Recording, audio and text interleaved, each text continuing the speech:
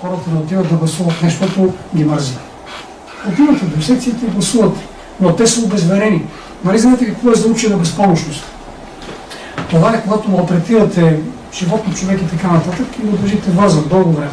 След това, когато го отвържете и продължавате да го малтретирате, той няма да реагира. Може да скинти, нищо повече не може да направи. Причината е точно тази. Вие твърде дълго сте го държали в безпомощно състояние и той е научен, той е приучен към това, че каквото и да прави, ефект е абсолютно никакъв. Това се случи с българската демокрация.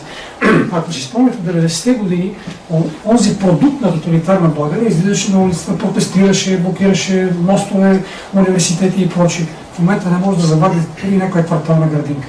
Просто няма достатъчно инициатива, няма вяра в това, че ще достигне до каквато и да е промяна.